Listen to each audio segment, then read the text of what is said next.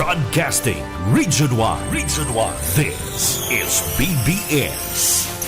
Bicol Broadcasting Systems Incorporated. DWLV 91.9 megahertz. Your news and music stations. BBS. Basta Bareta. Sigurado. Alas 6:06. Hali sa BBS News Center Naga. Uyan ang mga nagbabaga. Let's go! Mga baretang sigurado. Ini ang BBS Primetime News. Mga tugang maray na aga po sa Indo Kapos, ako po si Junel Cuba. Sa headlines kita kanda sa tuyang mga bareta sa lado lokal. Dating Presidente Rodrigo Duterte garumayong aram sa iyang mga lead lawyers. Senador Jinggoy Estrada sampa din sarong resolusyon na nagtataunin onra sa buhay asin ligasiya ni Popa Francis. Nakayo pa ka na mga barata sa lado lokal o lado nasyonal. Restriksyon na ipinataw sa mga opisyal ka na gobyerno pasiring duman sa parte ka na Taiwan, pinagian ka na Palasyo ka na Malacanang. Pituan gada na sa sarong insidente nin pananaksak sa sarong bakery duman sa syudad ka na Antipolo. Sa headlines ka na mga barata sa lado lokal, DOST pinagapunan ada pag-aadal sa pusa pandemic vulnerabilities sa Bicol Region. Alkalde kan na Banwaan kan Libmanan Camarines Sur pinahimutikan na mayo siya dumanda sa partibismo kan nangyaring kasulo. Mayroon pa kan mga barata sa lado lokal, ekonomiya kan Bicol, naglangkaw ni naabuton sa 4.9% sa taon na 2024. Iyanan mga headlines kan mga barata, ang mga detalyes at yan pagkatapos po nin pagirumdum.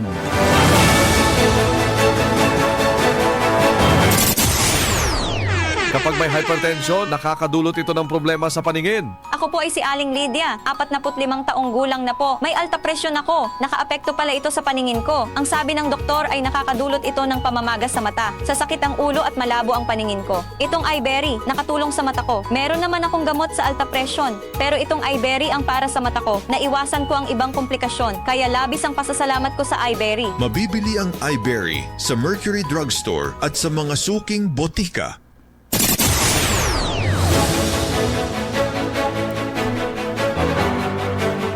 Mga tugang liwat, marahay na aga, ako po si Junel Cuba. Sa detalyes kita kan sa tuyong mga barata sa lado nasyonal, garuman sa namayong arama ang lead lawyer ni dating Presidente Duterte na si abogado Nicolas Kaupman kung sisay ang mga biktima sa kampanya kontra sa illegal drugs basado sa sarong abogado na accredited kan International Criminal Court o ICC.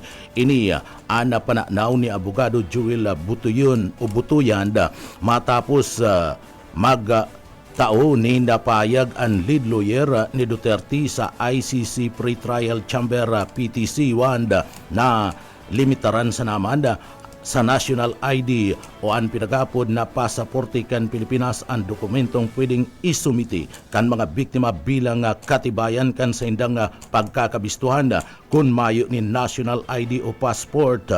Nagpayag si Kaupman na pwede man na digdiya resibihon kan korte ang mga valid ID kan Social Security System o SSS. Basado yan sa payag kan lead lawyer kan dating Presidente Duterte. Sa Sa tuya pang mga barata sa lado nasyonal, nagsampa nin patong-patong na reklamo ang National Bureau of Investigation NBI laban sa apat na mga vlogger na nagpakuriyat sa buot kanda disinformation o fake news na obhato na pagsasabutay kan enmet o imahin kan gobyerno. Basado ki Senior Agent Raymond Maculo kana NBI Criminal Investigation Division NBI CRID na ipinagkuriyat subuot kana sarong minapulang video na may mispresentation sa pahayag kadagkaperang opisyal kan gobyerno. Alagad sabi kaniya na iniya ang pinagribayan kanibang konteksto asin man na caption na kung sa ina ibinugtak ni OFW kana arestaron ang pinagkuriyat na daiman na magpadaranin mga remittances para sa saindang mga mahal sa buhay na yaon sa parte mismo kana Pilipinas sigun paman ki Macorol. Kabali sa mga kasong isasampa, iyo ang pagbalga sa anti-alias law, unlawful use of means of publication asin man inciting to sedition. Sa iba pang detalyes kan mga barata sa lado nasyonal, nagsampa si Senate President Pro Tempore Jinggoy Estrada nin sarong resolusyon para ipahayag ang pakikidumamay sa Vatican asin man pakikipagsimpatiya sa kagadanan ni Pope Francis sa isinampang Senate Resolution 1342 kan Senador. Ipinagpahayag ni Estrada na grabe pa ang sarong pagiging spiritual leader ni Pope Francis kunda bakong naging simbolo ini kan pagiging mapakumbaba, compassion asin social justice naging sarong kinakban na busis subuot ini parmanda sa dignidad, karapatan pantao asin pagkakasundo o pagkakasararo. Mantang nagkapirang mga senador pa ang nagpahayag ni na pagkamundo sa pagkagadaan kanda Santo Papa.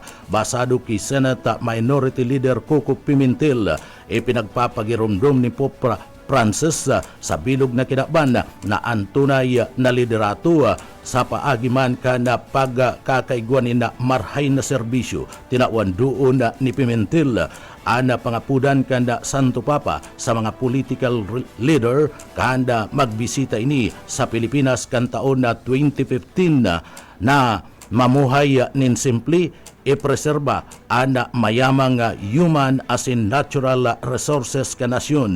Pinag-ingkaminarman ni Senador Risa Hontiveros ang gabus na magdanay ang buhay asin na paggirumdum ni Pope Francis sa pagsasabuhay ka na mga leksyon o itinukdo kaniya mapadapit man sa parte mismo kan pagkaherak asin mada ang pagkakaigwa ni na marhay na paglaom. Sa iba pang detalyes kanda sa tuya pang mga barata sa lado nasyonal, sa liderato ni President Ferdinand Romualdez Marcos Jr. asin sa kasunduan kan PISA asin mada Bucor o Bucor ipagpapatindog ang aabuton sa 28,000 na hektaryas kan Philippine Mega Economic Zone sa Hiwatig, Palawan bilang eco-industrial hub para man sa EV production, green technology asin advanced manufacturing. Gibuligdi ang ribo-ribong trabaho asin magpapakusog kan posisyon kan Pilipinas bilang panginot na investment hub sa Southeast Asia. Sa iba pang detalyes kanda sa tuya pang mga barata sa lado nasyonal, ang sarong mahiwas na misinformation asin disinformation campaign laban sa mga aksyon polisiya asin programa kan gobyerno at pinagtutubudan nakakaapektar sa pananaw kan mga Pilipino na nagresulta sa babang trust asin approval rating ni President Ferdinand Marcos Jr. Iyan basado sa Falas Police Officer Undersecretary Clara Castro. Ipinagapahig kadi na nagtaunin pahig si Castro kasunod kada resulta kana falsa Asia Survey na ipinagpaluwas kada Semana Santa. Basado ki Yusik Castro paragos na gigibo ni President Bongbong Marcos Jr. an sa iyang trabaho bilang presidente halangkaw o ababa man an sa iyang rating sa mga survey. Iba pang detalyes kana sa tuya pang mga barata sa lado nasyonal.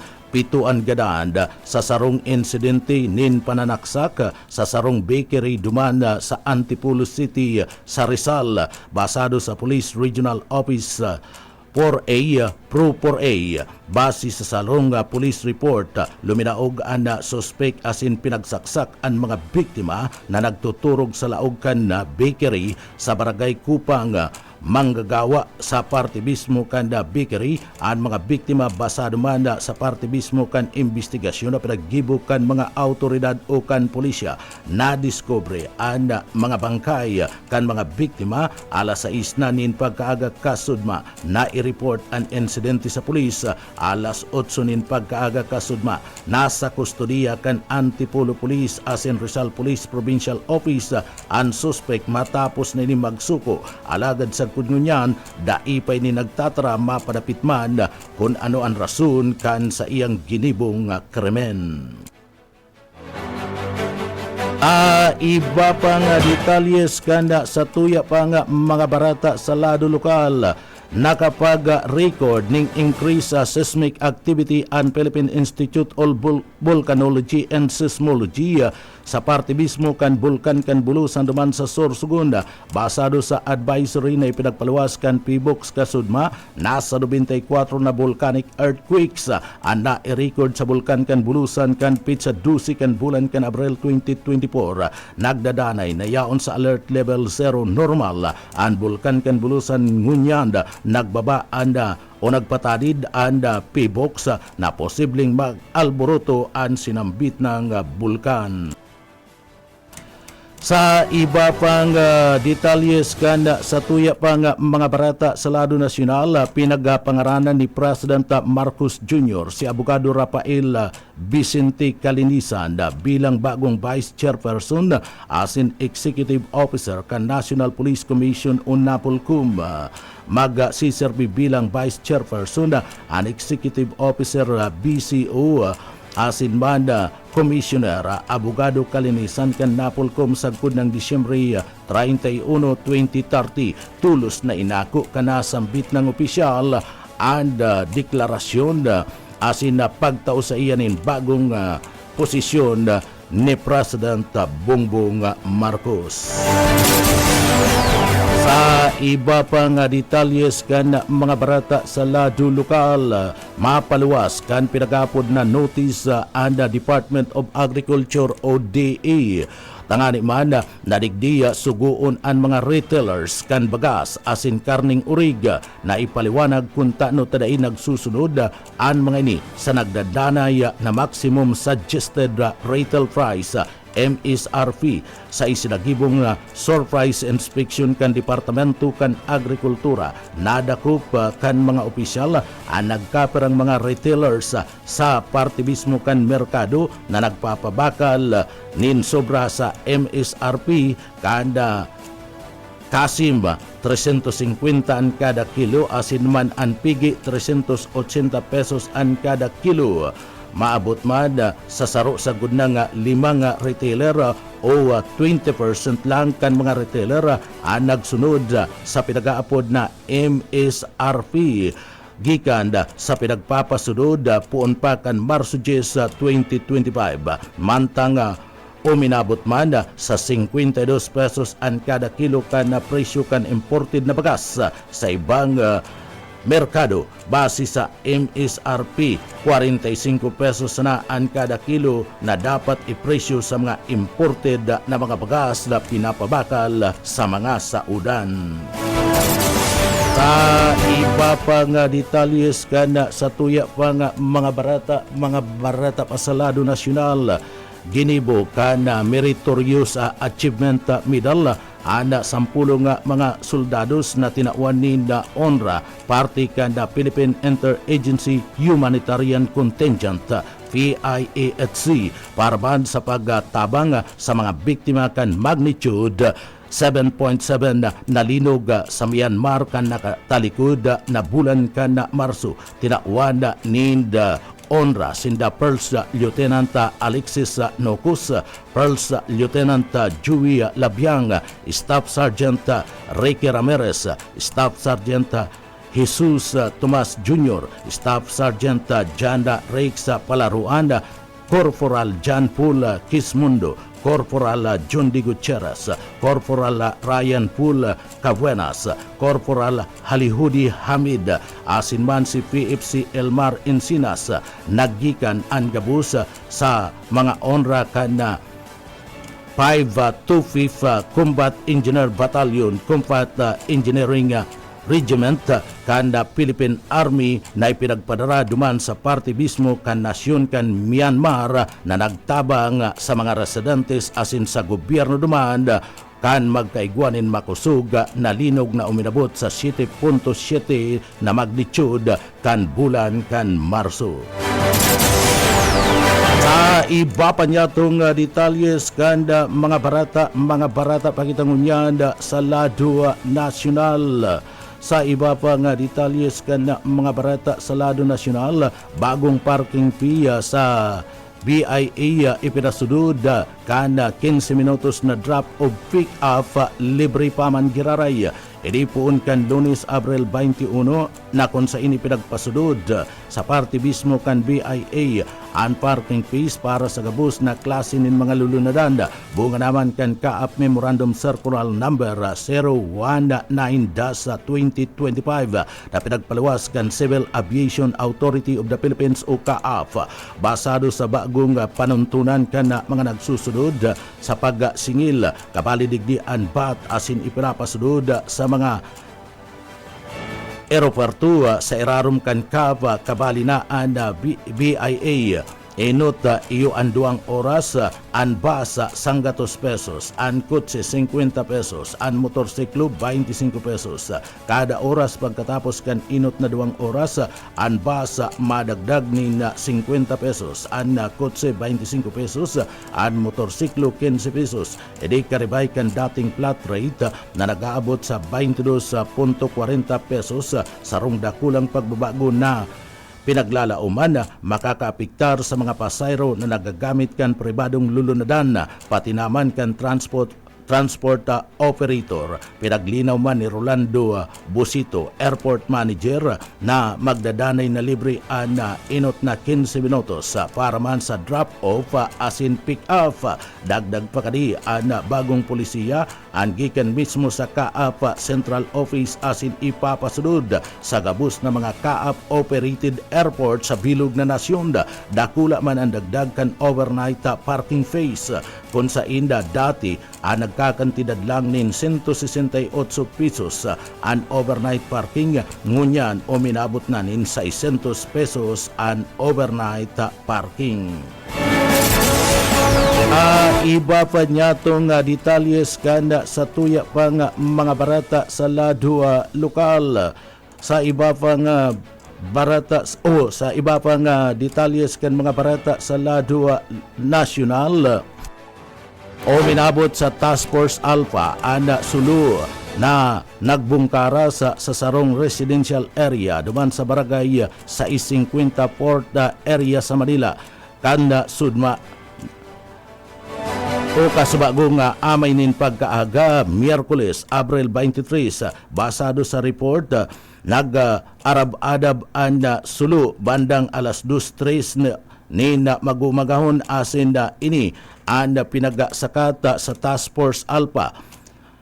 Padagos pa man anda pagsigbukan mga bumbero sa nasambit ng kasulo. Edi anda pinagtatarabang-tabangan kan mga nagresponding mga bumbero. Inaaram pangunyan kan mga autoridad kung saan nagpuon ang sinambit ng kalayo. Sa iba pang detalyes kanda sa tuya pang mga barata pakitangunyan sa lado nasyonal. Sa iba pang barata sa lado nasyonal,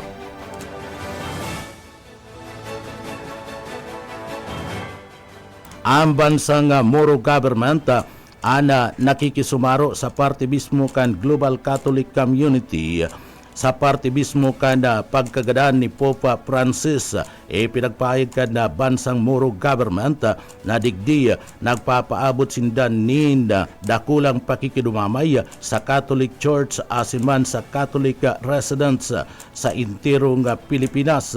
Iniuli man kan pagkagadaan kana ama kan simbang Katolika sa paagiman ni Popa Francis pinagpahayag kan na bansang Moro government na dakula ana sa inda mismong pagtubod asina simpatiya sa mga pangapudan ni Popa Francis na magkaigwa kan na pinagaapod na katuninungan duman sa parte mismo kan iriwal kan Palestino asin man kan Israel. Sa iba pa nga detalyes kana sa tuya pa nga mga barata pakitangunyan sa lado nasyonal. Idagad ni Popa Francis na siya mailubong sa Papal Basilica of Santa Mary Major sa iyang spiritual testament. Ipinagpahayag kan Santo Papa an sa iyang kagustuhan na magkaigwanin sa rong payak o sadit sa nang puntod kung sa ini mayo ninda mga dekorasyon asin may nakaukit lang na pangaran na Franciscus. Ipinagpahayag kana nasambit ng Santo Papa na iyan anda sa iya mismong obeto na kung sa ina digdi dapat na masunod. Mientras tanto, ngunya na pagkaaga ngunya na pagkaaga dadarahon na sa parte mismo kanda St. Peter Basilica alas 9 din pagkaaga ngunya na aldaw kan na Miyerkules ang bangkay ni Popa Francis sa St. Peter Basilica tanganing duman ini ibugta ka asin man sa iyang lubong sa maabot na aldaw na Sabado alas 10 nin pagkaaga. Sa iba pang detalyes kita kanda sa tuya pang mga barata pakitangunyan sa mga barata kitangunyan sa lado lokal. Isa na publiko kanda pag-asa kanda ngunya na aldaw na 24 oras na tayakan na panahon para man sa bilog na nasyon apektado kan Intertropical Convergence Zone ITCZ and parte mismo kan norte nga parte kan Mindanao mantang sa parte mismo kan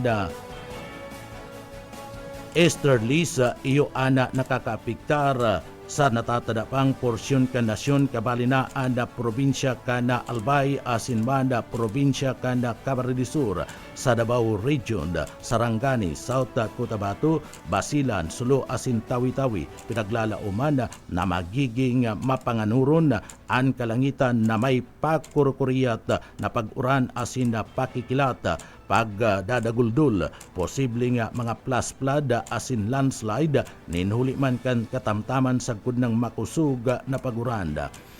Magkakaigwaman nin mapananguron sa kudnang sa panahon nin pagkaapon ang tatadapang partiken Mindanao na kung sa ina digdi makakamati man kan pinag-aapod na pag-uran sa paagikan na thunderstorm. Manta nga para sa probinsya kan Albay asin Bicol Region pinaglalauman na magiging mapanganuron sa gudnang may bugna pananguron sa parte mismo kan Alapaapa and pagkakaigwanin na turotagiti asin manda pagkikilat ang temperatura mapako sa 26 degrees centigrade sa gudnang 33 degrees centigrade. May katamtaman na duros gikan sa parte kan Subangan sa gudnang norting Subangan. An katamtaman na pag-alon sa parte mismo kan kadagatan. Pig tauanan man nin advice ang gabus na mga namamanwaan urog na sa mga bukid na lugar na mag-ingat sa posibilidad na biglaan na pagbulos kan uran asin posibleng magdul nin baha asin na pagkakaigwa kan pagguho nin mga daga. Sa iba pa niya itong detalyes kan mga barata sa lado lokal, liwat na naghahanap ang Philippine Air Force nin mga bagong miyembro sa irarom kan Philippine Air Force Officer Cadets Course Class 2026 asin Special Enlistment para man sa taon na 2026. Ini ang pinag-anunsyo kan Philippine Air Force Human Resource Management Center. Ngunya na si Mana bilang parte kan padagos na recruitment effort kan Philippine Air Force nagpuon ang pagresibikan aplikasyon poon kan sudma ni na pagkaapon asin ini matapos sa Abril 25, 2025 ang gabos na mga official na mga impormasyon managudman sa recruitment and iluluwas lang sa official Facebook kan Philippine Air Force. Maging maingat laban sa mga picking page o illegal na recruitment para sa mga apot o sa mga kahaputan makipag ulay sa parte mismo kan Philippine Air Force Facebook page asin mag-upload sa hotline 0961-936-8777. Gusto kan Philippine Air Force na inkaminaron ana mga jóvenes na mga Pilipino na maging parte kan sa indang makabayan asin makabuluhan na karera sa serbisyo militar asin day palampason ang nasambit ng oportunidad. Sa iba pa nga detalyes kan sa tuya pa nga mga barata sa lado lokal, duman sa parte mismo kan Tabaco City District Jail, maray ana pagkakaigwa kan pinagapod na surveillance audit para manda sa dekalidad na serbisyo. Isinagibo kan nagtalikod na aldaw kan Lunes ang sarong surveillance audit sa Tabaco City District Jail sa panginginot ni Miss Laarnitia Maridor, auditor gikan sa Sokotik, kaibanan and jail senior inspector na si Joy F. Millanar, asin man ang lead auditor kan BGMP Regional Office number 5. Obeto kan sinambit ng audit na busisiun kung paano digdi matatawan nin atensyon asin and mga problema sa laduman kan kulungan sa mga ipinagtalaan na lay asin obeto kan Bureau of Jail Management and Penology BGMP kabali ang epektibong implementasyon kan mga polisiya asin mga programang nakapokus nakapalaman sa pag-asenso kan mga person deprived of liberty PDL. Maski ngani dai na ipinagapaluwas ang opisyal na resulta kan audit, positibong naging dalagan kan sinambit ng imbestigasyon sa nagpapailig na maray asin na dekalidad ang pagpapasunod kan mga itinalaan na panuntunan sa parte mismo kan jail. Ini patunay ang padagos na paglalapigot kanda district jail na magdanay ang kalidad asin karayan siring man ang pagbabago kan mga operasyon sarong lakdang pasiring sa mas makusog na grado asin na makataong sistema sa paggugobyerno. Sa iba pa niya itong detalyes kanda sa tuya pa nga mga barata sa lado lokal, 18 anyos na soltero, gadan kan saksakun kan sarong minor de edad dyan sa Barangay Concepcion Pequeña, Kasudma. Boyet Paderes sa detalye. Tinapos ang buhay kan sarong 18 anyos na soltero kan Saksakon ikan saro sa tulong minor de edad yan sa St. Clair Ges Barangay Concepcion, Pequeña Iglesia, Ciudad Canaga. Sa report nagsasabi na ang biktima binistong si Justin Navarro E. Ojeda, 18 anyos, residente kan sinambit ng barangay. Ang biktima, sinasabi naglalakaw-lakaw sinambit ng lugar alas 12:30 ng pagkauto kan ranihon ini kan tulong minor de edad asin ang mga ini nagkaigwaling debate sa daay maaraman na rason. Saro sa mga suspect, ang biglang nagbunot ng patarumdagos ng ibilansok sa daghan kan biktima. Ang biktimang si Justin, huli sa matinding tama ini pinagdeklarang dead on arrival sa ospital. Samantalang ang mga minor de edad kanya-kanya ng durulagan. Alagad tulos mananalukop ka nagresponding mga membro kan CDRRMO. Asin ngunyan, nasa kustudiya kan mga autoridad. Palagos pa man sa investigasyon kan mga pulis sa sinambit ng insidente. Para sa BBS News, Boyet Paderes. BBS, Basta Bareta, sigurado.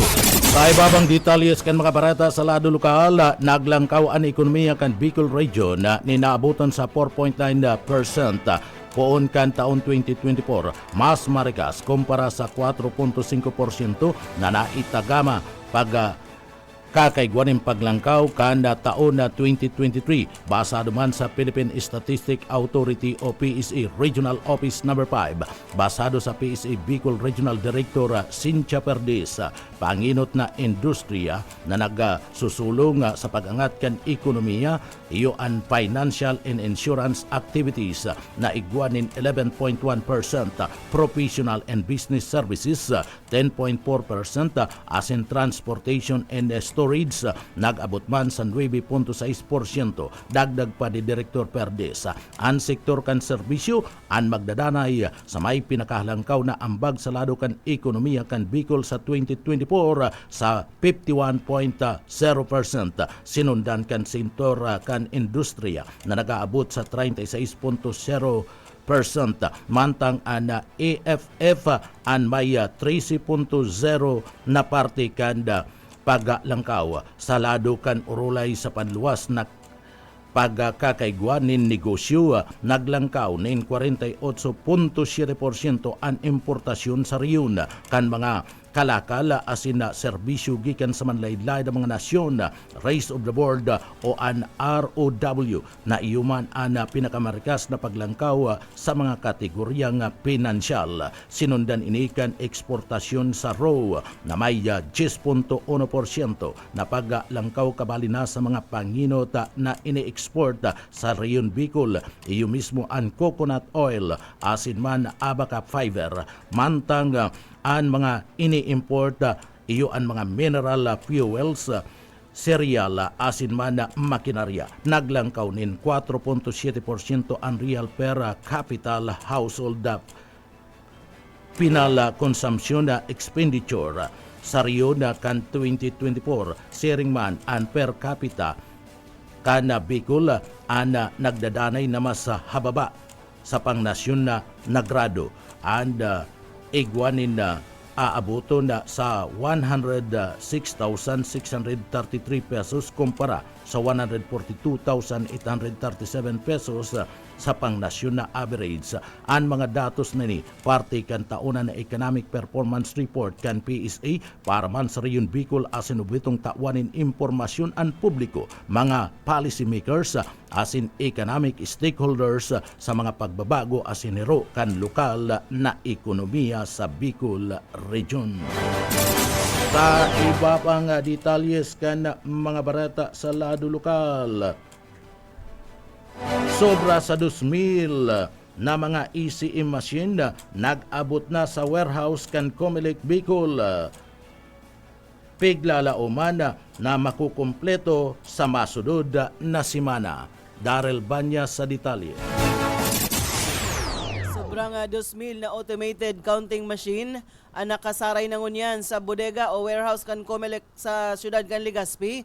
Kaso udma asin pigalauman na maipadara ini sa mga probinsya muna kan Albay asin mansursugon sa mga masunod na aldaw oras na makumpleto ini. Sa ginibong inspeksyon kan Comelec Bicol katuwang ang Philippine National Police digdi sa Bicol, siling man ana Philippine Army, Sinabi ni COMELEC Bicol Regional Director Attorney Maria Juana Valesa na nasa 5,097 na ACM ang nakatalaan gamiton digdi sa bilog na Kabikulan para sa eleksyon ngunya na Mayo na may kadagdagan na sobrang 1,000 pang mga backup units. Higot man ani pinapautob na seguridad sa lugar sa tabang kan Philippine National Police, PRO5 asin Philippine Army. Sigon ki Police Brigadier General Andy Dizon, 24/7 ang pagbantay kan mga pulis sa sinambit ng warehouse asin padagos ang koordinasyon sa COMELEC Bicol asin mga iba pang security forces. Dinagdagpan ni Attorney Valesa tapos na ang training kan mga maestra na maserbing electoral board asin silyado naman ang listahan kan mga botante sa Kabikulan.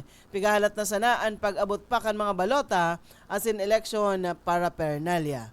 Dagdag na bareta sa lado lokal, Daryl Banyas, Basta Bareta.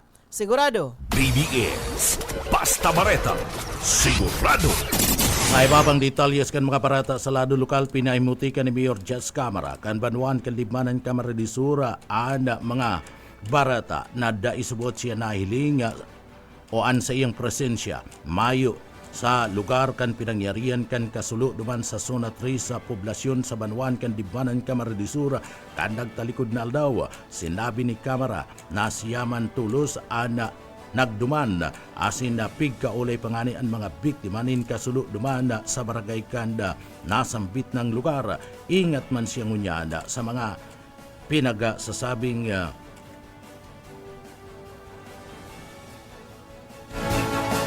Ingat man siya ngunya sa mga pinagsasabing electioneering urog na igwasyanin mga kalaban sa ladukan politika. Kaya ingat man ana alkalde urog na sa pagduol nin mga pinansyal na mga tabang na pinagbabawal kan komisyon de eleksyon. Igwanin mga paagi asin estratehiya sering man disposisyon da iban pwedeng bayaan ang mga taga-poblasyon na biktima kan kasulo. Sigun yan sa alkalde kan Banwan kan Libmanan Kamara di Sur. Uya si Mayor Jess Camara kan Libmanan. Dahil po yan totoo, baka dahil po yung kabali sa nasuluan. Takita mismo, kapesta pong pighampang ang mga taga-sityo Sunat Tres po kang poblasyon sa Barangay Hall mismo as early as 5 a.m. Pero alam mo, kita nag-iingat po kita sa electioneering, lalong-lalo na po may mga kalaban kita sa politika. So may mga paagi po na makakatabang kita na bako sa toya, maggikan. Nag-iingat po kita, lalo ang pagtaupong pinansyal na tabang. Personally, pinagbabawal po yung kang Commission de Elections. Pero sa paagi po, kang estratehiya, sa paagi po, kang disposisyon, dahil po pwedeng pabayaan ang mga taga-poblasyon. Pag mayo pong kasulo, nagtatabang kita, how much more po na igwaning aksidente? Parti kan mga payag ni Mayor Jess Camara kan Banwan kan Libmanan Kamara di Sur. Sa ibabang detalyes kan mga barata sa lado lokal, duwang banwaan idiniklarakan BIPAR na masigasig sa kampanya kontra sa ilegal na pagsisira. Os-o ka Isminda sa detalye.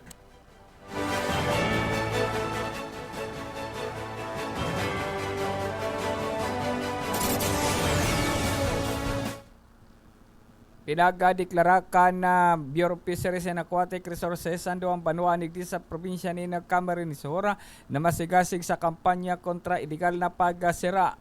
Ang mga banwaan na ini, ang banwaan Candil Gallego asin ang banwaan nin Karamuan Camarines Sur. Mantang nagkaigwaman na nin Marka ang banwaan nin Calabanga Camarines Sur.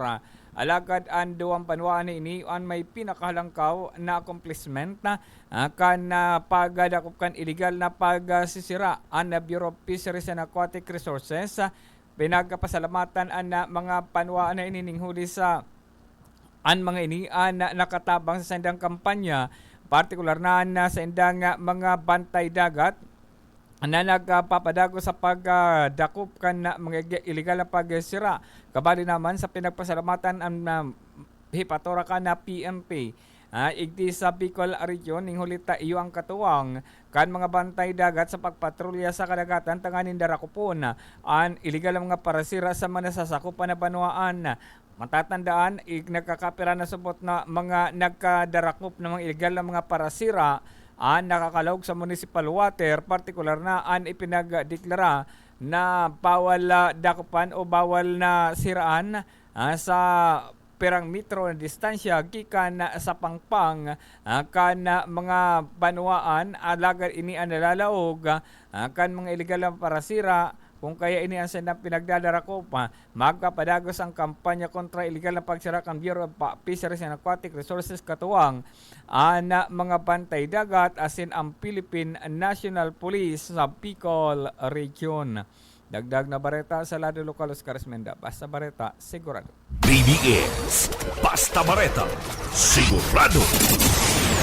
Taiba pang detalyes kan mga barata sa lado nasyonal o lado lokal. Pinatunayan man ni Mayor Jess Camara na yaon siya sa lugar kan mangyari ang kasulo para man magtabang asin siguradoon ang safety kan mga biktima. Patutuo kani ana mga poster kan mga biktima kung sa ina igwa mismo ni nagkukugos sa iya sa lugar. Ana pamilya Lubanyo sa iyang kinakaulay asin nagapapasalamat na mayong nakulugan asin na disgrasya na mayo manin nangyari sa saydang mga buhay. Sigun kay Camara bilang ama kan libmanan importante para siya o para sa iya ang presensya sa oras na igwanin kalamidad asin emerhensya arog na sana kanda nangyari kanda bagyong Kristin na dakol ana mga nagkabaraha na mga residentes yaon siya naglalangoy-langoy para ipailing an sa iyang presensya asin pagdamay sa mga apektado kan kalamidad para manda sa pagtaudin dagdag na moral support sa mga biktima. Uya si Mayor Jess Camara kan libmanan. Nakabako lang yan. Dinahiling ko po ang moral booster sa mga biktima. May nagkukugo sa to dyan. Pamilya Lumanyog, yaon po dyan kita, Kanbanggi. Kinukonsulta sinda, piga-advisa na magpasalamat, mayong nadisgrasyang buhay. Ang presensya po kan Ama Kambanwaan, pinaka-importante, natatandaan ko po kan Typhoon Christine. Nakadakol pong binaha sa Libmanan, yaon man kita, naglalangoy kita. Just to show their ang satuyang simpatiya, sinantabang po sa mga kababayan, nakakapagpadagdag po ng moral, pagpapalangkaw po ng moral kan mga biktima. Mientras tanto nangambudan man si Camara sa iba na sa panahon kan kalamidad kundi man na tatao o dai man nag-aaram, dai na makiaram, maski ngani mayo o magayon ang sendang intensyon orog na pag-igwaning kasulo. Ang komunidad puon kan magtukaw bilang mayor kan Banwan kan Libmanan Camarines Sur si Camara tulong taon na nagsasagibo kan pinag-aapod na Fire Olympics kung saan napakinabangan kan komunidad sa pagtaraid na barangay kan poblasyon kung saan si mga volunteers na igwanin training anda subuot na minamisar ang danyos din kalayo sa parte mismo kan poblasyon Libmanan kan magbungkaras ang kasulo kan nakalis na aldaw. Dinagdag pa ni Camara na tulos man niyang piga hapudan si General Manager Jimenez kan Water District duman sa Banwan kan Libmanan tulos na binukasan para man matakudan anda mga hose kanda fire truck na kung sa ina ibinugtag sa mga fire hydrants. Digdi ipinagapahayag pamanda ni Camara na maging an Edmero sa laog kan na probinsya kan na Camarines Sur sa paagi ni Ma'am Chi Bermejo na head kan na Provincial Disaster Management Office kan Kapitolyo Provincial kan Camarines Sur alas 2:30 nin pagkaaga para ipadara ana mga fire truck na Camarines Sur o kana gobyerno probinsyal inapudan nyaman si Gobernador Elry Villafuerte asin Congressman Louis G. Villafuerte para man hagadan nin magkakadigong tabang asin ipaabot na nagkaigwa siya nin paghagad nin tabang sa nagkapirang mga ahensya kan gobyerno. Uya si Mayor Jess Camara kan Libmanan. Ako po kaya sa panahon ko tanan ng kalamidad, kung dahil taman trabaho, dahil kita dyan makiaram, yan lang po ang pangapodan ko. Although ang intention tatama man siguro, dahil may kasulo, pero mayo kang training Ang community po, Sir Benji, so we assume as the municipal mayor, taon-taon po, 3 years na po kita nagkakandak po ng Fire Olympics kada napakinabangan po ini kang komunidad kang poblasyon si mga pagtaraid pong barangay na may mga trained fire community volunteers nagtarabang po na ma-minimize po si damage kang kasalamatan ta po yan. And kita po nag-order na kung pwede dahil makiaram po sa tuyang yaon po ang Libmanan Water District, nag-abot po sinday, napudanta si General Manager Jimenez, tanganid bukasan po ang mga fire hydrant na kaipuan pong sakudangkan more or less siyam pong fire trucks na nag-arabutan. Kung makakataram lang si Ma'am Che Bermejo po, kan Edmiro ang Camarines, sir, iyo po ang head kan disaster kan probinsya. As early as 2:30, nag-apod po ako sa iya services po kang fire trucks na rayaon po dyan sa Kapitolyo Province. Si Governor Enrique, kung Reggie po, nag-message kita. Tanig lang pong, di man ako mabasol sa pagkakataon na yan, na ipigtap ta po ang pwedeng mga tao na magtabang. Kaang purpose na po, ma-minimize ang damage po ng kasulo. Pinaka-umita to. Si Mayor Jess Camara kanda Banwaan kan Libmanan Camarines Sur. Sa barata sa luwas ka nasyon, duman sa New Zealand, gusto ka na New Zealand first ada prosopistong lay na obatong digdi tukdoon na ang gender kan sarong tao sigun sa saindang biological reality. Sa report kaya pinupugulan kaning bistuhon ang lay kan mga trans na mga babae asin lalaki duman sa parte kan New Zealand.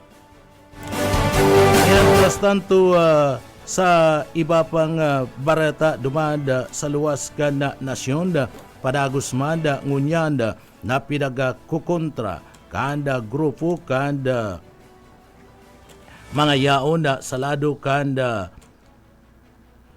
LG Samsung ang gobyerno kanda India kung sa indig din nagdidiman tanganing mapawarang bisa ang patakaran na pagpapalangkaw kan bayad sa electronic waste recyclers. Ini ada obatong digdi kontrahon ang environmental rules kanasambit ng nasyon dumanda sa parte kan India. Munyada sa satuyang barata sa lado kan Karawat. Sa barata sa lado kan Karawat, dinaog ni Alex Ila kan Pilipinas si Victoria Tumuba kan Bulgaria sa iskor na 6-3 6-2 sa inot na round kan Mutua Madrid Open sa lado kan tennis. Makakalaban ngunya ni Ila si world number 2 Iga Swiatek sa round 64 sa kawat na tennis. Yan mga tugangan kateripunan kan mga barata digdi sa PBS Baretang Sigurado. Nakaibanan niya to sa pagpaabot kan mga barata sa Engineering Department.